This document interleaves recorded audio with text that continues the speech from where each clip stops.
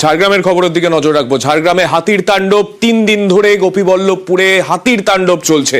25টি হাতির তাণ্ডবে ফসলের ব্যাপক ক্ষতি, বিঘের পর বিঘে জমির ফসল নষ্ট হওয়ায় চিন্তায় কৃষকরা।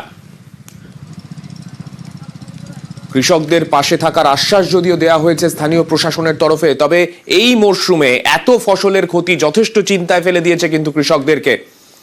হাতির তাণ্ডব চলছে এখনো পর্যন্ত। 25টি হাতি 3 দিন ধরে গোপীবল্লভপুরে হাতির তাণ্ডব চালাচ্ছে। আমাদের সঙ্গে আমাদের প্রতিনিধি ঝাড়গ্রাম থেকে রয়েছেন রাজুর কাছেই সরাসরি যাব। রাজু, যে ছবি আমরা দেখতে পাচ্ছি, বিঘার পর বিঘা এইভাবে ফসল নষ্ট করে দিয়েছে হাতি, বন দপ্তরের তরফে এখনো পর্যন্ত কোনো ব্যবস্থা কি গ্রহণ করা হয়েছে? দেখো, স্থানীয় গ্রাম পঞ্চায়েত যে প্রধান রয়েছে সেই প্রধান ঘটনাস্থলে গেছিলেন এবং পরিদর্শন করে দেখেছেন এবং সেখানকার মানুষজনকে ক্ষতিপূরণের আশ্বাস দিয়েছেন, কিন্তু বন দপ্তরের তরফ থেকে এখনো পর্যন্ত কোনো ক্ষতিপূরণের আশ্বাস দেওয়া হয়নি। কিন্তু হাতিগুলোকে সরাবার একটা প্রক্রিয়া চালাচ্ছে বন দপ্তর।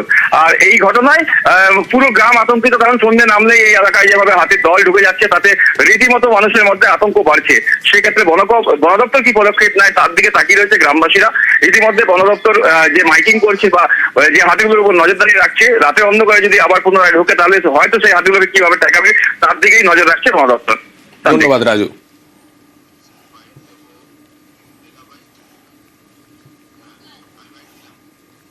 এই আমার আলু ক্ষতি হয়েছে, বাঁধাকপি, ফুলকপি কাঠা 10 মতন চলে গেছে। আর আলু ওই ক্ষতি হয়েছিল, ওই জমিটা একটাও নেই। 50-60টা যে বাচ্চাও আছে। রাত্রের সময় বেরোবো কি করে, আর জমিতে আসতে পারছি না। সারা বছর সংসার চালাবো কি করে, সেটাই তো হচ্ছে আমার কথা।